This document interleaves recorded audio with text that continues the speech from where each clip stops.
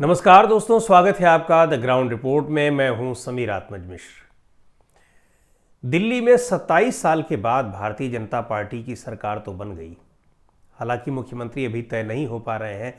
प्रधानमंत्री विदेश यात्रा पर हैं, उनके आने के बाद यहां पर मुख्यमंत्री का नाम तय होगा, ताजपोशी होगी उसकी, यानी शपथ ग्रहण होगा। लेकिन इस बीच भारतीय जनता पार्टी की जिन राज्यों में सरकारें हैं वहां पार्टी में तेजी से बगावत के सुर बुलंद होते जा रहे हैं। हरियाणा में कैबिनेट मिनिस्टर अनिल विज ने अपने ही राज्य के मुख्यमंत्री पर जहां तल्ख टिप्पणियां की हैं, उन्हें अपनी चुनाव में हराने के आरोप लगाए हैं, हराने की कोशिश करने के आरोप लगाए हैं। चुनाव तो जीत गए, बहुत कम मार्जिन से जीते, लेकिन जीत गए। साथ ही उन्होंने अपनी पार्टी के प्रदेश अध्यक्ष से इस्तीफा मांग लिया। कारण बताओ नोटिस उनको दिया गया है।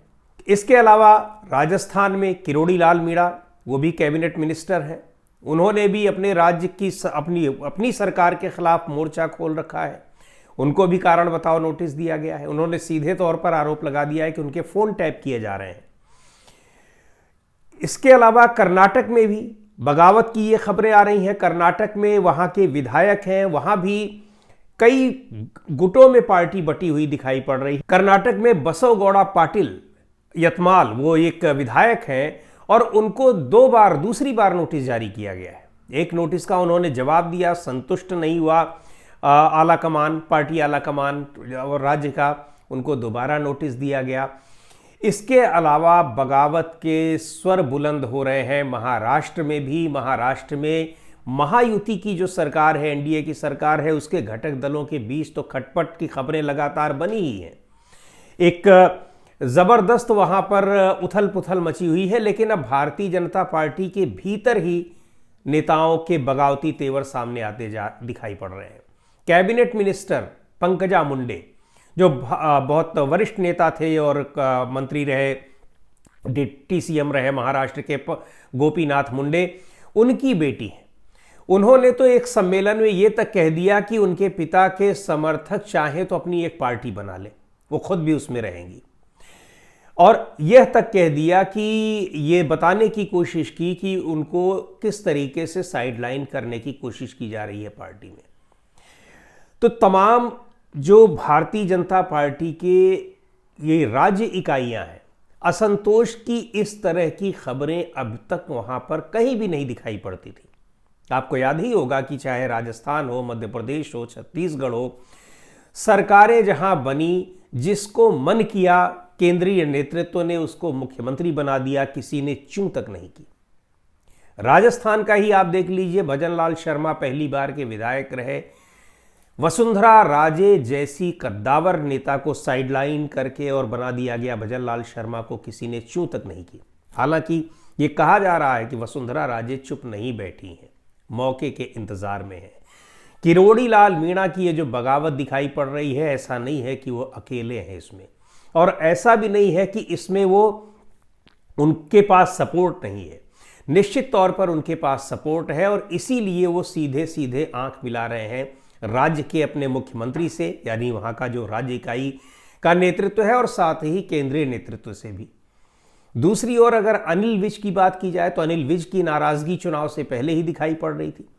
7 बार के वो विधायक हैं। भारतीय जनता पार्टी ने जब 2014 में वहां पहली बार सरकार बनाई थी, अनिल विज तब मुख्यमंत्री के दावेदार थे, सबसे मजबूत दावेदारों में से एक थे, क्योंकि अनिल विज तब से हरियाणा में भारतीय जनता पार्टी के टिकट पर विधायक का चुनाव जीतते रहे हैं, जब वहां पर कुछ एक विधायक भारतीय जनता पार्टी की जीतते थे। तो जाहिर सी बात है कि उनकी दावेदारी होगी, और उस अंबाला सीट से वो लगातार जीत रहे हैं। चुनाव से पहले ही उन्होंने अपनी सरकार पर और प्रशासन पर आरोप लगाया कि उनको चुनाव हराने की कोशिशें की जा रही हैं। हालांकि इन तमाम कोशिशों और आरोपों के बीच भी वो करीब 7,000-8,000 वोट से चुनाव जीत गए।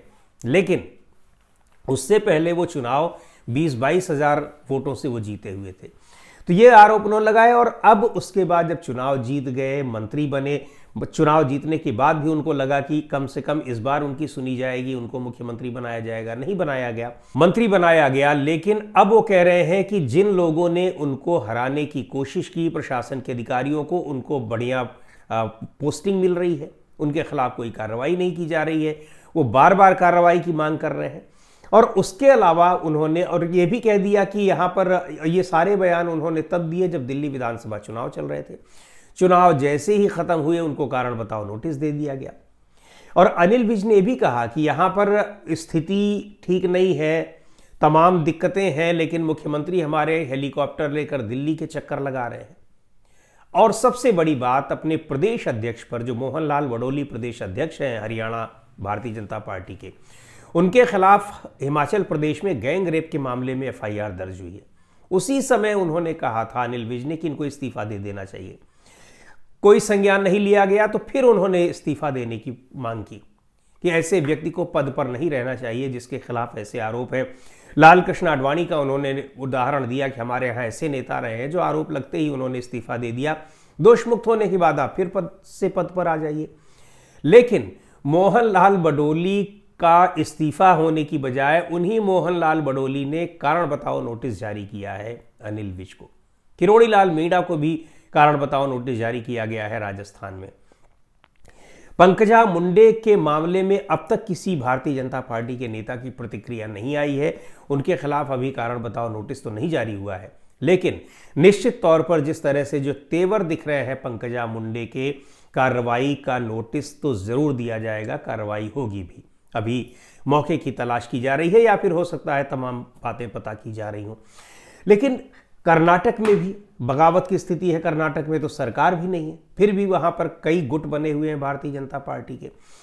महाराष्ट्र की स्थिति और भी ज्यादा डामाडोल है, जहां महायुति गठबंधन के घटक दल एकनाथ शिंदे की नाराजगी साफ दिखाई पड़ रही है।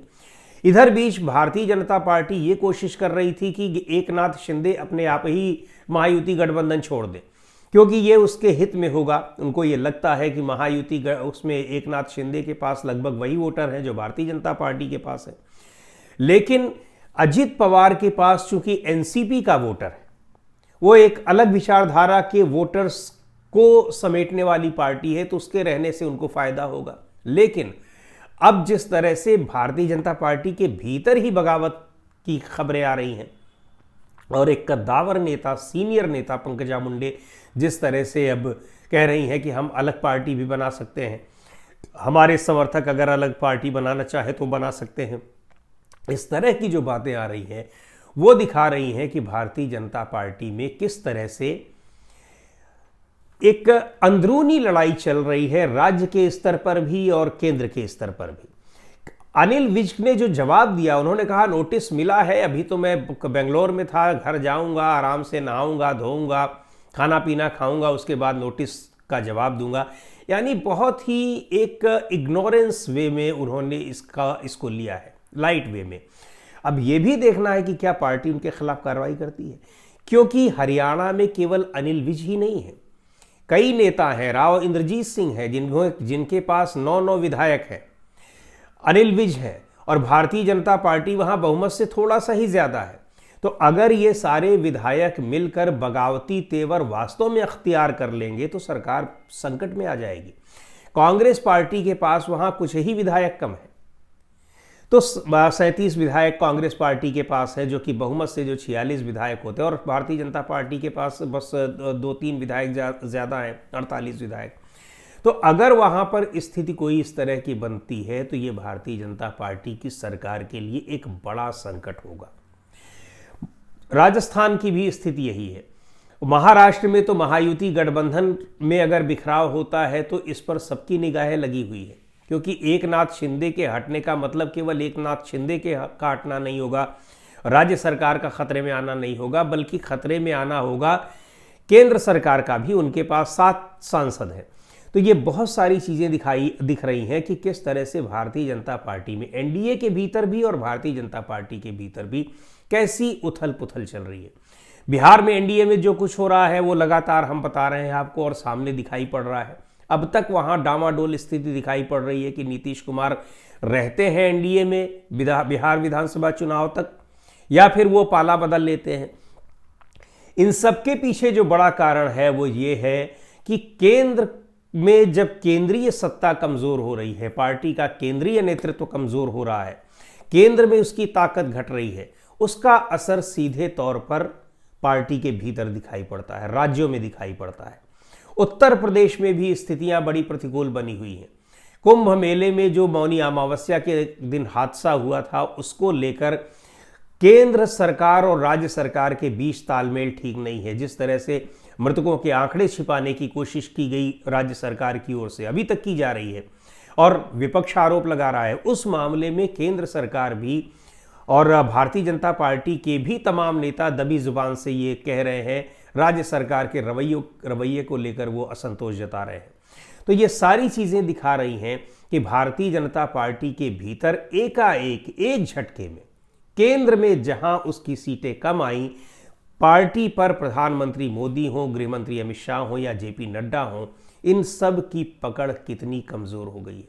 सीधे तौर पर बगावती तेवर पार्टी के बड़े नेता, वरिष्ठ नेता अख्तियार कर रहे हैं, और उनको जब नोटिस दिया जा रहा है, धमकी एक तरह से दी जा रही है, तो उसका उनके ऊपर कोई खास असर होता नहीं दिखाई पड़ रहा है। कह रहे हैं हम दे देंगे जवाब। इन स्थितियों में अब पार्टी के भीतर क्या चल रहा है, इसे समझने की बहुत कोशिश इसमें नहीं करनी चाहिए। ये साफ दिखा रहा है कि केंद्रीय नेतृत्व के कमज़ोर होते ही पार्टी किस तरह से बिखरने की स्थिति में दिखाई दे रही है। तो दोस्तों, आज की इस वीडियो में इतना ही। अगले वीडियो में फिर मिलेंगे एक नए विषय के साथ, एक नए मुद्दे के साथ। द ग्राउंड रिपोर्ट के यूट्यूब चैनल को आपने अब तक सब्सक्राइब न किया हो तो ज़रूर कर लें। हमारे वीडियोज़ को लाइक करें, शेयर करें और अपने सुझाव भी हमें ज़रूर भेजें।